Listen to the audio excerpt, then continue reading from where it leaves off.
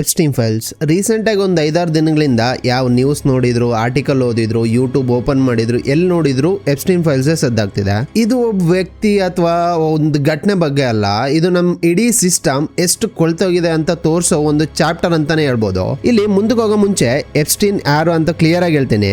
Jeffrey Epstein ಒಬ್ಬ billionaire financier, ಹೊರಗಡೆ ಈತ ದೊಡ್ಡ business man, top level connection ಇರೋ ವ್ಯಕ್ತಿ. ಆದ್ರೆ ಒಳಗೆ ಏನಿತ್ತು ಅಂದ್ರೆ ತುಂಬಾ ದೊಡ್ಡ ಕ್ರಿಮಿನಲ್ ನೆಟ್ವರ್ಕ್, ಚಿಕ್ಕ ಹುಡುಗಿರ್ನೆಲ್ಲ ಟ್ರಾಫಿಕ್ ಮಾಡೋದು, ಅವ್ರನ್ನೆಲ್ಲ ಬಲವಂತವಾಗಿ ಬಳಸ್ಕೊಳ್ಳೋದು, ರಾಜಕಾರಣಿಗಳು, ಟೆಕ್ ಬಿಲಿಯನರ್ಸ್ ಜೊತೆ ಲಿಂಕ್ ಇಟ್ಕೊಂಡು ತಂದೆ ಆದಂತ ದೊಡ್ಡ ಐಲ್ಯಾಂಡ್ ನಲ್ಲಿ ಒಂದು ಶಾಡೋ ವರ್ಲ್ಡ್ ರನ್ ಮಾಡ್ತಿದ್ದ. 2008ರಲ್ಲಿ ಈತ ಅರೆಸ್ಟ್ ಆಗಿ ಜೈಲಿಗೂ ಹೋಗಿ ಬಂದಿದ್ದ. ಮತ್ತೆ 2019ರಲ್ಲಿ ಅರೆಸ್ಟ್ ಆಗಿ ಅಲ್ಲೇ ಜೈಲಲ್ಲೇ ಸತ್ತೋದ. ಇನ್ನು ಮೇನ್ ಟಾಪಿಕ್ ಬಂದ್ ನೋಡಿದ್ರೆ ಸ್ವಲ್ಪ ದಿನಗಳಿಂದ ಇಂಟರ್ನೆಟ್ ಸಂಪೂರ್ಣ ಕುದಿತಾ ಇದೆ. ನ್ಯೂಸ್, ಸೋಷಿಯಲ್ ಮೀಡಿಯಾ ಎಲ್ಲಾ ಕಡೆ ಒಂದೇ ಹೆಸರು ಎಪ್ಸ್ಟೀನ್ ಫೈಲ್ಸ್. ಹೊಸದಾಗಿ ಲೀಕ್ ಆದ ಆ ಫೈಲ್ಸ್ ಇಂದ ಪ್ರತಿದಿನ ಒಂದೊಂದು ಶಾಕಿಂಗ್ ವಿಷಯ ಹೊರಗೆ ಬರ್ತಾನೆ ಇದೆ. ಆದ್ರೆ ಈ ಕೇಸ್ಗೆ ನಿಜವಾಗಿ ಟರ್ನ್ ಅಂತ ಬಂದಿದ್ದು ಫೆಬ್ರವರಿ 2026ರಲ್ಲಿ, ಅಂದ್ರೆ ರೀಸೆಂಟ್ ಆಗಿ ನಡೆದ ಸೂಪರ್ ಬೋಲ್ ದಿನ. ಇದನ್ನ ಅಮೆರಿಕದವರು ನ್ಯಾಷನಲ್ ಫೆಸ್ಟಿವಲ್ ತರನೇ ನೋಡ್ತಾರೆ. ಕೋಟಿ ಜನಗಳು ಟಿವಿಗೆ ಅಂಟ್ಕೊಂಡಿರ್ತಾರೆ. 100 ಕೋಟಿ ಖರ್ಚು ಮಾಡಿ ಕಂಪನಿಗಳು ಅಡ್ವರ್ಟೈಸ್ಮೆಂಟ್ ಕೊಡ್ತಿರ್ತವೆ. ಇದ್ರ ಮಧ್ಯೆ ಅಲ್ಲಿ ಒಂದು ಅಡ್ವರ್ಟೈಸ್ಮೆಂಟ್ ಪ್ಲೇ ಆಗುತ್ತೆ. ಅಂತ ಪೀಕ್ ಟೈಮ್ ಅಲ್ಲಿ ಇಡೀ ಸ್ಟೇಡಿಯಂ ಒಂದ್ ಸೆಕೆಂಡ್ ಸೈಲೆಂಟ್ ಆಗ್ಬಿಡುತ್ತೆ. ಅದರಲ್ಲಿ ಸಿನಿಮಾ ಸ್ಟಾರ್ಸ್ ಗಳಿರೋದಿಲ್ಲ, ಗ್ರಾಫಿಕ್ಸ್ ಇರೋದಿಲ್ಲ, ಬರೀ 8 ಮಹಿಳೆಯರು ನಿಂತಿರ್ತಾರೆ. ಅವ್ರ ಕೈಲಿ ಅವ್ರ ಚೈಲ್ಡ್ಹುಡ್ ಫೋಟೋಗಳನ್ನ ಇಟ್ಕೊಂಡಿರ್ತಾರೆ. ಅವ್ರು ಯಾರು ಅಂದ್ರೆ ಎಪ್ಸ್ಟೀನ್ ಬಲಿಪಶುಗಳು. ಅವ್ರು ಕೇಳಿದ್ದು ಒಂದೇ, ಇನ್ನೆಷ್ಟು ದಿನ ನಾವು ಸೈಲೆಂಟ್ ಆಗಿರ್ಬೇಕು, ಇನ್ನೆಷ್ಟು ದಿನ ನಮ್ಮನ್ನ ದೂರ ಇಡ್ತೀರಾ, ನಮ್ಗೆ ನ್ಯಾಯ ಬೇಕು, ಆ ಫೈಲ್ಸ್ ನಲ್ಲಿರೋ ಎಲ್ಲದನ್ನು ಹೊರಗೆ ಬಿಡಬೇಕು ಅಂತ. ಈ ಒಂದೇ ಅಡ್ವರ್ಟೈಸ್ಮೆಂಟ್ ಇಡೀ ಅಮೆರಿಕನ್ನೇ ಅಲ್ಲೋಲ ಕಲ್ಲೋಲ ಮಾಡ್ಬಿಡುತ್ತೆ. ಜನರು ರಸ್ತೆಗಿಳಿದು ಪ್ರತಿಭಟನೆ ಶುರು ಮಾಡ್ತಾರೆ. ಆದ್ರೆ ಇಲ್ಲೇ ನಮ್ಗೆ ಟಿಸ್ಟ್ ಸಿಗುತ್ತೆ. ಅದೇನಂದ್ರೆ ಇಷ್ಟು ಜನ ಪ್ರತಿಭಟನೆ ಮಾಡ್ತಿದ್ದಾರೆ, ಆದ್ರೆ ಅಧಿಕಾರದಲ್ಲಿದ್ದಂತ ಅಮೆರಿಕದ ಅಧ್ಯಕ್ಷ Donald Trump it's time to move on ಅಂತ ಹೇಳ್ತಾರೆ. ಅಂದ್ರೆ ನಡೆದೋಯ್ತು, ಇದನ್ನೆಲ್ಲ ಬಿಟ್ಟು ಮುಂದೆ ಹೋಗೋಣ ಅಂತ. ಆದ್ರೆ ಇಲ್ಲಿ ಪ್ರಶ್ನೆ ಏನಂದ್ರೆ ಇದನ್ನ ಯಾಕೆ ಬಿಡಬೇಕು, ಯಾಕೆ ಇಷ್ಟ ಬೇಗ ಈ ಟಾಪಿಕ್ ಕ್ಲೋಸ್ ಮಾಡ್ಬೇಕಂತ ನೋಡ್ತಿದ್ದಾರೆ. ಇದರಿಂದ ಇರೋ ನಿಜವಾದ ಕಾರಣನ ದಿ ಟೆಲಿಗ್ರಾಫ್ ಒಂದು ರಿಪೋರ್ಟ್ ನಲ್ಲಿ ಹೊರಗೆ ತಂದಿದ್ದಾರೆ. ಇದುವರೆಗೆ ಬಿಡುಗಡೆಯಾದ 5300 ಎಪ್ಸ್ಟೀನ್ ಫೈಲ್ಸ್ ಅಲ್ಲಿ ಟ್ರಂಪ್ ಹೆಸರು ಅಥವಾ ಅವ್ರ ರೆಸಾರ್ಟ್ ಹೆಸರು ಎಷ್ಟು ಬಾರಿ ಬಂದಿದೆ ಅಂತ ಗೊತ್ತಾ? ಬರೋಬ್ಬರಿ 38,000 ಬಾರಿ ಬಂದಿದೆ. ಒಂದು ಕ್ರಿಮಿನಲ್ ಇನ್ವೆಸ್ಟಿಗೇಷನ್ ಫೈಲ್ ನಲ್ಲಿ ಒಬ್ಬ ವ್ಯಕ್ತಿ ಹೆಸರು ಇಷ್ಟು ಬಾರಿ ರಿಪೀಟ್ ಆಗಿದೆ ಅಂದ್ರೆ ಅದನ್ನ ಕೇವಲ ಪರಿಚಯ ಅಂತ ನಾವ್ ಹೆಂಗ್ ನಂಬಬೇಕು? ಅದಕ್ಕೆ ಅವರು ಮೂವ್ ಆನ್ ಅಂತ ಅಂತಿದ್ದಾರೆ. ನಾವು ಬಿಡ್ಬೇಕಾ? ಇಲ್ಲ. ಯಾಕಂದ್ರೆ ಈ ಫೈಲ್ಸ್ ಇಂದ ಹೊರ ಬರ್ತಿರೋ ಸತ್ಯಗಳೆಲ್ಲವೂ ಟ್ರಂಪ್ ಒಬ್ರ ಹತ್ರನೇ ನಿಲ್ತಿಲ್ಲ. ಅವು ನಮ್ ಕೈಲಿರೋ ಫೋನ್, ನಾವು ಯೂಸ್ ಮಾಡೋ ಸೋಷಿಯಲ್ ಮೀಡಿಯಾ, ಇವನ್ನೆಲ್ಲ ಕಂಟ್ರೋಲ್ ಮಾಡೋ IT ಕಂಪನಿ ಓನರ್ಸ್ ಹತ್ರನೂ ಹೋಗ್ತಿದಾವೆ. ಹೌದು, ನಿಮ್ ಕೈಲಿರೋ ಫೋನ್, ನೀವು ನೋಡ್ತಾರ ಯೂಟ್ಯೂಬ್ ವಿಡಿಯೋ ಎಲ್ಲದನ್ನು ಕಂಟ್ರೋಲ್ ಮಾಡೋದು ಅವರೇ. ನಾವೀಗ ವಿಡಿಯೋದಲ್ಲಿ ಮಾತಾಡೋ ಸತ್ಯಗಳನ್ನ ಹೊರಗೆ ಬರ್ದಿರೋ ಹಾಗೆ ಆಲ್ಗರಿದಮ್ಗಳನ್ನ ಮ್ಯಾನೇಜ್ ಮಾಡೋದು ಅವರೇ. ಸೊ ಇಂಥ ಸ್ಟೋರೀಸ್ ನ ಮಿಸ್ ಮಾಡಬಾರ್ದಂದ್ರೆ ನಮ್ ಚಾನಲ್ ನ ಈಗಲೇ ಸಬ್ಸ್ಕ್ರೈಬ್ ಮಾಡೋದು ಮಾತ್ರ ಮರಿಬೇಡಿ. ಆಕ್ಚುಲಿ ಈ ಟ್ರಂಪ್ ಸರ್ಕಾರ ಎಷ್ಟು ದೊಡ್ಡ ನಾಟಕ ಆಡ್ತಿದೆ ಅಂದ್ರೆ ಅವರ ಆಟದ ಸಂಪೂರ್ಣ ಟೈಮ್ ಲೈನ್ ಕೂಡ ಹೊರಗೆ ಬಂದಿದೆ. ಇಲ್ಲಿ ಸಿಚುಯೇಷನ್ ಏನಂದ್ರೆ ಎಲ್ಲರೂ ಒಂದೇ ಪ್ರಶ್ನೆ ಕೇಳ್ತಿದ್ದಾರೆ, ಎಪ್ಸ್ಟೀನ್ ಕ್ಲೈಂಟ್ ಲಿಸ್ಟ್ ಎಲ್ಲಿದೆ ಅಂತ.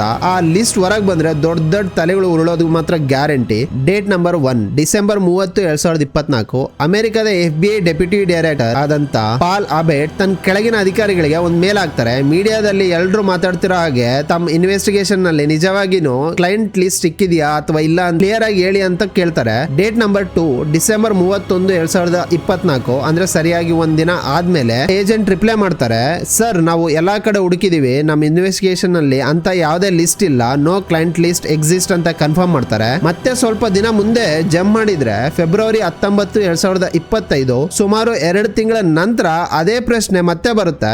FBI ಸೂಪರ್ವೈಸರಿ ಸ್ಪೆಷಲ್ ಏಜೆಂಟ್ ಇನ್ನೊಂದು ಲೆಟರ್ ಬರೀತಾರೆ. ಮೀಡಿಯಾದಲ್ಲಿ ಕ್ಲೈಂಟ್ ಲಿಸ್ಟ್ ಬಗ್ಗೆ ತುಂಬಾ ಗದ್ದಲ ಮಾಡ್ತಿದ್ದಾರೆ, ಆದ್ರೆ ನಮ್ ಎನ್ಕ್ವೈರಿಲಿ ಅಂತ ಯಾವುದೇ ಲಿಸ್ಟ್ ಸಿಕ್ಕಿಲ್ಲ ಅಂತ ಮತ್ತೆ ಕ್ಲಿಯರ್ ಮಾಡ್ತಾರೆ. ಆದ್ರೆ ನಿಜವಾದ ಸಿನಿಮಾ ಶುರು ಆಗೋದೇ ಇಲ್ಲಿಂದ. ಫೆಬ್ರವರಿ 21, 2025 FBI ಲಿಸ್ಟ್ ಇಲ್ಲ ಅಂತ ಹೇಳಿದ್ರೆ ಸ್ವಲ್ಪ ದಿನದಲ್ಲೇ ಅಮೆರಿಕದ ಅಟಾರ್ನಿ ಜನರಲ್, ಅಂದ್ರೆ ನಮ್ ದೇಶದಲ್ಲಿರೋ ಲಾ ಮಿನಿಸ್ಟರ್ ತರ ಪವರ್ ಇರೋ ಒಬ್ಬ ಪಾಮ್ ಬೋಂಡಿ ಫಾಕ್ಸ್ ನ್ಯೂಸ್ ಗೆ ಲೈವ್ ಇಂಟರ್ವ್ಯೂ ಕೊಡ್ತಾರೆ. ಅಲ್ಲಿ ಅವರು ಏನ್ ಹೇಳ್ತಾರೆ ಅಂದ್ರೆ, ಎಪ್ಸ್ಟೀನ್ ಕ್ಲೈಂಟ್ ಲಿಸ್ಟ್ ನನ್ನ ಡೆಸ್ಕ್ ಮೇಲೆನೆ ಇದೆ, ನಾನು ಅದನ್ನ ನೋಡಿದೀನಿ, ಅದರಲ್ಲಿ ತುಂಬಾ ದೊಡ್ಡ ಹೆಸರುಗಳಿದಾವೆ ಅಂತ ಬಾಂಬ್ ಹಾಕ್ತಾರೆ. ಹಂಗೆ ಯೋಚನೆ ಮಾಡಿದ್ರೆ ತನಿಖೆ ಮಾಡದಂತ FBI ನಮ್ ಬಳಿ ಲಿಸ್ಟ್ ಇಲ್ಲ ಅಂತ ಹೇಳ್ತಿದೆ. ಆದ್ರೆ ಅಧಿಕಾರದಲ್ಲಿರೋ ಅಟಾರ್ನಿ ಜನರಲ್ ನನ್ ಬಳಿ ಲಿಸ್ಟ್ ಇದೆ ಅಂತ ಟಿವಿಲಿ ಹೇಳ್ತಿದ್ದಾರೆ. ಇದರಲ್ಲಿ ಯಾರನ್ನ ನಂಬೋದು, ಯಾರು ಸುಳ್ಳು ಹೇಳ್ತಿದ್ದಾರೆ, ಯಾಕೆ ಸುಳ್ಳು ಹೇಳ್ತಿದ್ದಾರೆ? ಲಿಸ್ಟ್ ನಿಜವಾಗಿ ಇದ್ದಿದ್ರೆ FBI ಏನಕ್ಕೆ ಇಲ್ಲ ಅಂತ ಹೇಳ್ತಿತ್ತು, ಲಿಸ್ಟ್ ಇಲ್ದಿದ್ರೆ ಪಾಮ್ ಬೋಂಡಿ ಏನಕ್ಕೆ ಇದೆ ಅಂತ ಹೇಳ್ತಿದ್ದಾರೆ. ಇದಕ್ಕೆ ಒಂದೇ ಆನ್ಸರ್, ಜನರನ್ನೆಲ್ಲ ಗೊಂದಲ ಎಬ್ಸೋದು. ಲಿಸ್ಟ್ ಇದೆಯಾ ಇಲ್ವಾ ಅನ್ನೋದನ್ನ ಕ್ಲಿಯರ್ ಆಗಿ ಹೇಳ್ದೆ ಇದ್ರೆ ಸತ್ಯ ಯಾವತ್ತು ಹೊರಗೆ ಬರೋದೇ ಇಲ್ಲ.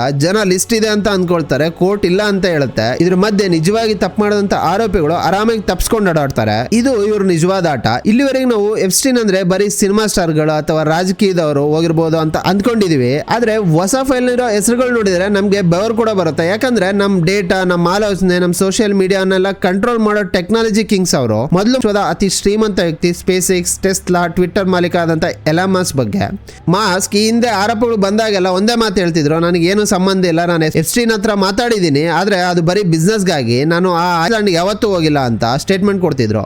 ಆದ್ರೆ ಈಗ ರಿಲೀಸ್ ಆದಂತ ಒಂದು ಇಮೇಲ್ ಅಲ್ಲಿ ಮಾಸ್ಕ್ ಹೇಳಿದ ಮಾತುಗಳನ್ನೆಲ್ಲ ಉಲ್ಟಾ ಮಾಡ್ಬಿಟ್ಟಿದಾವೆ. ಇಮೇಲ್ ಡೇಟ್ ಬಂದ್ಬಿಟ್ಟು ನವೆಂಬರ್ 25, 2012. ಅದರಲ್ಲಿ ಮಾಸ್ಕ್ ಎಪ್ಸ್ಟೀನ್ಗೆ ಹೀಗೆ ಬರೀತಾರೆ, what day and night will be the wildest party on your island, probably just Talulah and me ಅಂತ ಬರೀತಾರೆ. ಅಂದ್ರೆ ನಿನ್ ಐಲ್ಯಾಂಡ್ ನಲ್ಲಿ ವೈಲ್ಡೆಸ್ಟ್ ಪಾರ್ಟಿ ಯಾವ ದಿನ ರಾತ್ರಿ ನಡೀತೆ, ಬಹುಶಃ ನಾನು ಮತ್ತು ತಲುಲಾ ಅಂದ್ರೆ ಅವಾಗಿನ ಅವ್ರ ಪತ್ನಿ ಮಾತ್ರ ಬರ್ಬೋದು ಅಂತ ಬರೀತಾರೆ. ಇಲ್ಲಿ ವೈಲ್ಡೆಸ್ಟ್ ಅನ್ನೋ ಪದ ಗಮನಿಸಿದ್ರೆ ಒಂದ್ ನಾರ್ಮಲ್ ಬಿಸ್ನೆಸ್ ಮೀಟಿಂಗ್ ಅಥವಾ ಕುಂಫು ಕ್ಲಾಸ್ಗೆ ಯಾರಾದ್ರೂ ವೈಲ್ಡೆಸ್ಟ್ ಪಾರ್ಟಿ ಅಂತ ಕರೀತಾರ? ಎಪ್ಸ್ಟೀನ್ ಜಗತ್ತಲ್ಲಿ ವೈಲ್ಡ್ ಅಂದ್ರೆ ಏನು ಅಂತ ಎಲ್ರಿಗೂ ಗೊತ್ತಿರೋದೆ. ಅಲ್ಲಿ ನಡೆಯೋದು ಪೂಜೆ ಅಲ್ಲ.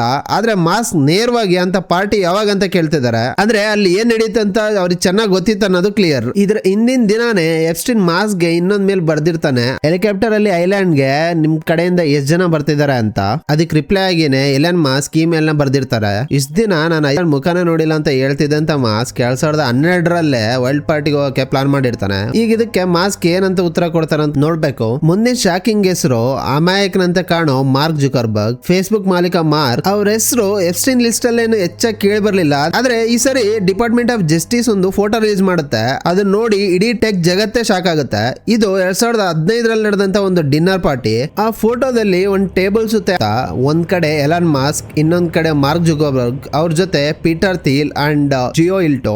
ಇವರೆಲ್ಲರೂ ಎಪ್ಸ್ಟೀನ್ ಜೊತೆ ನಗ್ನಗ್ತಾ ಡಿನ್ನರ್ ಮಾಡ್ತಾ ಇದಾರೆ. ಎಪ್ಸ್ಟೀನ್ ಗೆ ಈ ಫೋಟೋ ಎಷ್ಟು ಇಷ್ಟ ಅಂದ್ರೆ ಅದನ್ನ ಪ್ರಿಂಟ್ ತೆಗಿಸಿ ಫ್ರೇಮ್ ಹಾಕ್ಸಿ ತನ್ನ ನ್ಯೂಯಾರ್ಕ್ ಅಪಾರ್ಟ್ಮೆಂಟ್ ಅಲ್ಲಿ ಇಟ್ಕೊಂಡಿದ್ದ.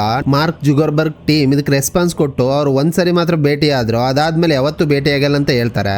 ಆದ್ರೆ 2015 ಟೈಮ್ಗೆ ಎಪ್ಸ್ಟೀನ್ ಯಾರು ಅಂದ್ರೆ 2008 ಶಿಕ್ಷೆಗೊಳಗಾದ ಕನ್ವಿಕ್ಟೆಡ್ ಸೆಕ್ಸ್ ಅಫೆಂಡರ್, ಅಂದ್ರೆ ಪಕ್ಕ ಅಪರಾಧಿ ಅಂತ.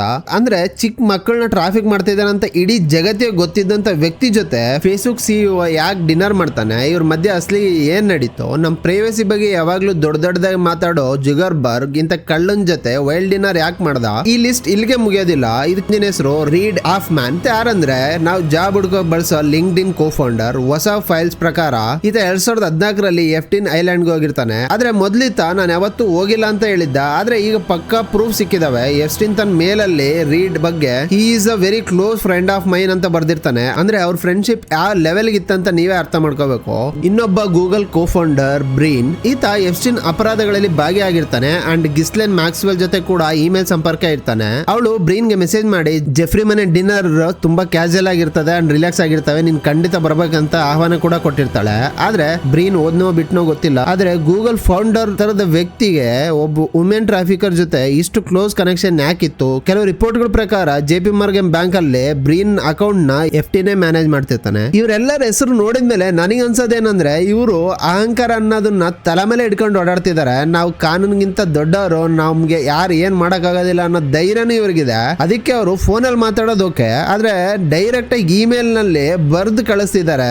ನಾಳೆ ಯಾರಾದ್ರೂ ನೋಡ್ತಾರೆ ಅನ್ನೋ ಭಯನೂ ಇಲ್ಲ. ಏನಕ್ಕಂದ್ರೆ ಕಾನೂನು ಬರೆಯೋದು ಅವರೇ ಅಂಡ್ ಅದನ್ನ ಕಾಪಾಡೋದು ಕೂಡ ಅವರೇ ಆಗಿರೋದ್ರಿಂದ. ಆದ್ರೆ ಈಗ ಕಾಲ ಬದಲಾಗಿದೆ. ಈ ಫೈಲ್ಸ್ ಹೊರಗ್ ಬಂದ ತಕ್ಷಣ ಒಂದೊಂದೇ ವಿಕೆಟ್ ಗಳು ಬೀಳ್ತಿದಾವೆ. ಎಕ್ಸಾಂಪಲ್ ಬ್ರಾಡ್ಕಾರ್ ಪಾಲ್ವಿಸ್ ಅನ್ನೋ ಒಂದು ದೊಡ್ಡ ಕಂಪನಿ ಲಾ ಫರ್ಮ್ ನ ಚೇರ್ಮನ್ ಅವ್ರ ಹೆಸರು ಫೈಲ್ ನಲ್ಲಿ ಬಂದ ತಕ್ಷಣ ರಾತ್ರಿ ಹೊತ್ತಲ್ಲ ರಾಜೀನಾಮೆ ಕೊಟ್ಟು ತಪ್ಸ್ಕೊಂಡು ಓಡಾಗ್ಬಿಟ್ಟಿದ್ದಾರೆ. ಬ್ರಿಟನ್ ನಲ್ಲಿ prime minister chief of staff ಆದಂತ ಮೊರಗಿನ್ ಮೆಕ್ಸ್ವಿನಿ ಕೂಡ ರಾಜೀನಾಮೆ ಕೊಡಬೇಕಾಯ್ತು. ಅಮೆರಿಕದಲ್ಲಿ ಅಡ್ವರ್ಡ್ ಲುಟ್ನಿಕ್ ಟ್ರಂಪ್ ತಂಡದಲ್ಲಿದ್ದ ವ್ಯಕ್ತಿ, ನಾನು 2005 ಎಪ್ಸ್ಟೀನ್ ಜೊತೆ ಎಲ್ಲಾ ಸಂಪರ್ಕ ಕಟ್ ಮಾಡಿಬಿಟ್ಟಿದ್ದೀನಿ ಅಂತ ಹೇಳಿದ್ದ. ಆದ್ರೆ 2012 ಐಲ್ಯಾಂಡ್ ಹೋಗಿರೋದಕ್ಕೆ ಪೂರಕವಾಗಿ ಇಮೇಲ್ಗಳು ಸಿಕ್ಕಿದಾವೆ.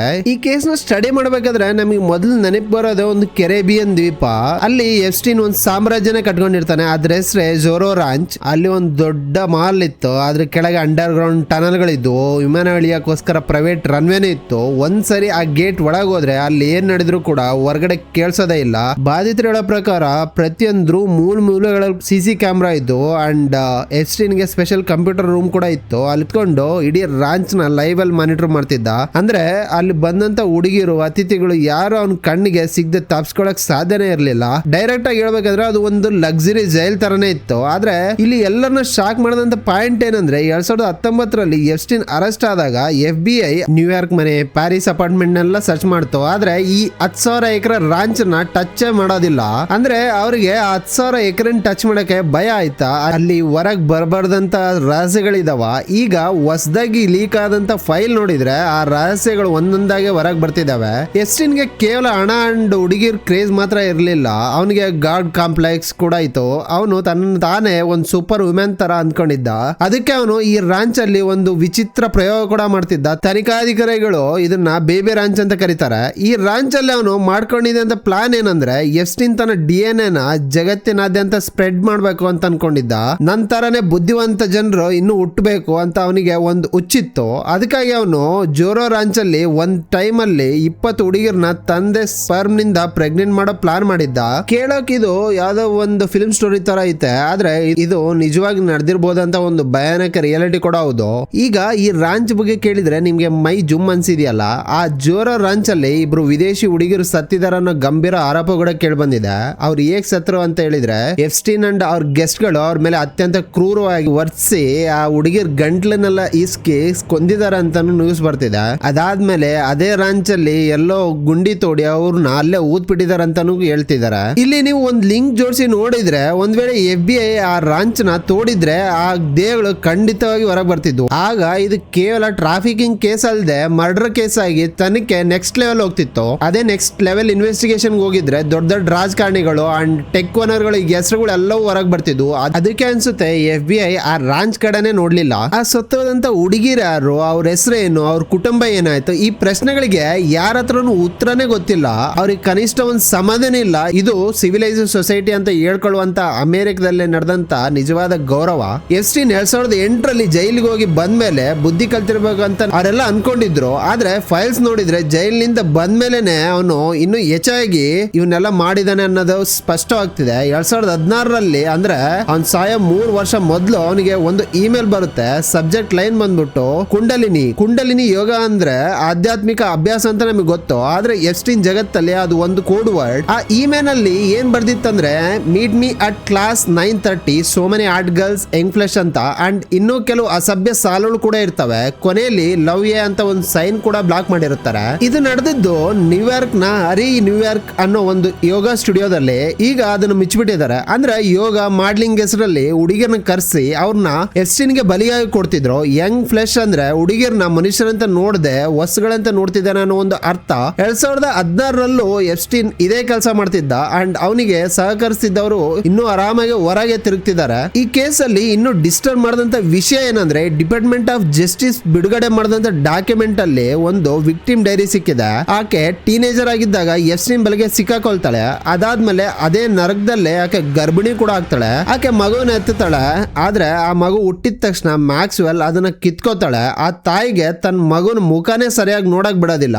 ಆ ಡೈರಿಲಿ ಆ ಹುಡುಗಿ ಏನಂತ ಬರ್ದಿರ್ತಾಳೆ ಅಂದ್ರೆ ನನ್ನ ಮಗು ಇನ್ನೂ ಬದುಕಿದ್ಯಾ, ಯಾರಿಗಾದ್ರೂ ಮಾರಿಬಿಟ್ನ, ಎಪ್ಸ್ಟೀನ್ ಪ್ರಯೋಗಕ್ಕೆ ಬಳಸಿಬಿಟ್ನ ಅಂತ ಅವಳಿಗೆ ಏನು ಗೊತ್ತಿರೋದಿಲ್ಲ. ಆ ಮಗು ಇವತ್ತೆಲ್ಲಿದೆ ಅನ್ನೋದು ಕೂಡ ಯಾರಿಗೂ ಗೊತ್ತಿಲ್ಲ. ಇವರು ಹೊರಗೆ ಪಾರ್ಟಿ ಮಾಡ್ತಾರೆ, ಸೂಪರ್ ಬೌಲ್ ನೋಡ್ತಾರೆ, ಎಂಜಾಯ್ ಮಾಡ್ತಾರೆ. ಆದ್ರೆ ಆ ತಾಯಿ ಮಾತ್ರ ಇವತ್ತಿಗೂ ಮಗುಗಾಗಿ ಅಳ್ತಾನೆ ಇದ್ದಾಳೆ. ಇನ್ನು ಎಪ್ಸ್ಟೀನ್ ವಿಚಾರಕ್ಕೆ ಬಂದ್ರೆ ಅವನಿಗೆ ಸಾವು ಅಂದ್ರೆ ಭಯ ಇತ್ತು. ಅವನು ಯಾವತ್ತಿಗೂ ಸಾಯಬಾರ್ದಂತ ನಂಬಿರ್ತಾನೆ. ಅದಕ್ಕೆ ಅವನು ಟ್ರಾನ್ಸ್ ಹ್ಯೂಮನಿಸಮ್ ಅನ್ನೋ ಕಾನ್ಸೆಪ್ಟ್ ಗೆ ಫುಲ್ ಹೋಗ್ತಿದ್ದ. ವಿಜ್ಞಾನಿಗಳ ಜೊತೆ ಎಲ್ಲ ಮಾತಾಡ್ತಿದ್ದ. ಅಂದ್ರೆ ಸತ್ತ ತಕ್ಷಣ ದೇಹನ ಫ್ರೀಸ್ ಮಾಡಿದ್ರೆ ಭವಿಷ್ಯದಲ್ಲಿ ಟೆಕ್ನಾಲಜಿ ಬೆಳೆದಾಗ ಅದನ್ನ ಮತ್ತೆ ಬದುಕಿಸಬಹುದು ಅನ್ನೋ ಒಂದು ಐಡಿಯಾ ಅದು. ಈಗ FBI ಈ ಕೇಸ್ ನ ಕೊನೆಗೆ ಹೇಗ್ ಮುಗಿಸ್ತು ಅಂತ ಕೇಳಿದ್ರೆ ಇನ್ನೂ ಶಾಕ್ ಆಗ್ತೀರಾ. ಅವ್ರ ಫೈನಲ್ ರಿಪೋರ್ಟ್ ನಲ್ಲಿ ಏನಂತ ಬರ್ದಿದ್ದಾರೆ ಅಂದ್ರೆ ಎಪ್ಸ್ಟೀನ್ ಹುಡುಗಿಯರನ್ನ ಅಬ್ಯೂಸ್ ಮಾಡಿದಾನೆ ಅನ್ನೋದು ನಿಜ. ಆದ್ರೆ ಅವನು ಬೇರೆ ಶಕ್ತಿಶಾಲಿ ಪುರುಷರಿಗೆ ಟ್ರಾಫಿಕಿಂಗ್ ಮಾಡಿದಾನೆ ಅನ್ನೋದಕ್ಕೆ ಸಾಕ್ಷ್ಯನೇ ಸಿಕ್ಕಿಲ್ಲ ಅಂತ. ಇದನ್ನ ಕೇಳಿದ್ರೆ ನಗು ಬರೋದಂತೂ ನಿಜ. ಏನಕ್ಕೆ ಅಂದ್ರೆ ಬಾಧಿತರು ನೇರವಾಗಿ ಹೇಳ್ತಿದ್ದಾರೆ ಅವನು ನಮ್ಮನ್ನ ಬೇರೆ ಬೇರೆ ಜನರ ಬಳಿ ಕಳಿಸ್ತಿದ್ದ. ಫ್ಲೈಟ್ ಲಾಗ್ಸ್ ಗಳಿದಾವೆ, ಫೋಟೋಗಳಿದಾವೆ, ಎಲಾನ್ ಮಾಸ್ಕ್ ಜೊತೆ ಡಿನ್ನರ್ ಇದೆ, ಟ್ರಂಪ್ ಹೆಸರು ಕೂಡ ಇದೆ, ವಿಡಿಯೋಗಳಿದಾವೆ ಅಂತ ಹೇಳ್ತಿದ್ದಾರೆ. ಆದ್ರೆ FBI ಮಾತ್ರ ನಮ್ಗೆ ಯಾವುದೇ ಸಾಕ್ಷ್ಯ ಸಿಕ್ಕಿಲ್ಲ ಅಂತ ಹೇಳ್ತಿದ್ದಾರೆ. ಅಸಿಸ್ಟೆಂಟ್ US ಅಟಾರ್ನಿ ಒಂದ್ ಮೇಲ್ ಬರ್ದಿದ್ದಾರೆ ಎಪ್ಸ್ಟೀನ್ ಬಿಟ್ಟು ಬೇರೆ ಯಾವ ಪುರುಷರು ವಿಡಿಯೋಗಳು ನಮಗೆ ಸಿಕ್ಕಿಲ್ಲ ಅಂತ. ಈಗ ಇಲ್ಲಿ ಪ್ರಶ್ನೆ ಏನಂದ್ರೆ ನಿಜಕ್ಕೂ ಸಿಕ್ಕಿಲ್ಲ ಅಥವಾ ಸಿಕ್ಕಿದ್ರು ಕೂಡ ಮರಮಚ್ಚಿದ್ರ? ಯಾಕಂದ್ರೆ ಈ ವಿಡಿಯೋಗಳು ಹೊರಗೆ ಬಂದ್ರೆ ಅಮೆರಿಕದ ರಾಜಕೀಯ ವ್ಯವಸ್ಥೆ, ಕಾರ್ಪೊರೇಟ್ ವ್ಯವಸ್ಥೆ, ಟೆಕ್ ಸಿಸ್ಟಮ್ ಎಲ್ಲವೂ ಕೂಡ ಬೀಳ್ತವೆ. ಹಾಗಾಗಿ ಕೊನೆಗೆ ಸಿಸ್ಟಮ್ ಎಫ್ಸ್ಟೀನ್ ನ ಒಂದೇ ಕಾಪಾಡ್ಲಿಲ್ಲ, ಸಿಸ್ಟಮ್ ತನ್ನನ್ನು ತಾನೇ ಕಾಪಾಡ್ಕೊಳ್ಳುತ್ತೆ. ಇಲ್ಲಿ ಎಫ್ಸ್ಟೀನ್ ಸತ್ತೋದ, ಮ್ಯಾಕ್ಸ್ವೆಲ್ ಜೈಲ್ನಲ್ಲಿ ಇದ್ದಾಳೆ, ಎಲ್ರು ಕೈಗೆ ತೊಳ್ಕೊಂಡಾಯ್ತು. ಆದ್ರೆ 10,000 ಎಕರೆಯಲ್ಲಿ ಊತೋದ ದೇಹಗಳು, ಆ ತಾಯಿಯಿಂದ ಕಿತ್ಕೊಂಡಂತ ಮಗು, 38,000 ಬಾರಿ ಕೇಳಿ ಬಂದಂತ ಹೆಸರು, ಮಾಸ್ ಕೇಳ್ದಂತ ವೈಲ್ಡ್ ಪಾರ್ಟಿ ಇಮೇಲ್ಗಳು, ಇವೆಲ್ಲವೂ ಕೂಡ ಪ್ರಶ್ನೆಗಳಾಗಿ ಉಳ್ಕೊಂಡಿದಾವೆ. ಸೂಪರ್ ಬೌಲ್ ನಲ್ಲಿ ಆ 8 ಮಹಿಳೆಯರು ನಿಂತು ಕೇಳಿದ್ದು ಕೇವಲ ನ್ಯಾಯ ಅಲ್ಲ, ಸತ್ಯ ಕೂಡ. ಕೊನೆಗೆ ಎಫ್ಸ್ಟೀನ್ ಕೇಸ್ ನಲ್ಲಿ ಸತ್ಯ ಯಾವತ್ತಾದ್ರೂ ಹೊರಗ್ ಬರುತ್ತಾ? ಆ ದೊಡ್ಡ ದೊಡ್ಡ ತಲೆಗಳು ಶಿಕ್ಷೆ ಅನುಭವಿಸ್ತಾರ? ನಿಮ್ ಒಪಿನಿಯನ್ ನ ಕಾಮೆಂಟ್ ಸೆಕ್ಷನ್ ಅಲ್ಲಿ ಬರೀರಿ. ಅಂಡ್ ನಿಮ್ಗೆ ಈ ವಿಡಿಯೋ ಇಷ್ಟ ಆದ್ರೆ ಲೈಕ್ ಮಾಡಿ, ಶೇರ್ ಮಾಡಿ, ಸಬ್ಸ್ಕ್ರೈಬ್ ಮಾಡೋದು ಮಾತ್ರ ಮರಿಬೇಡಿ.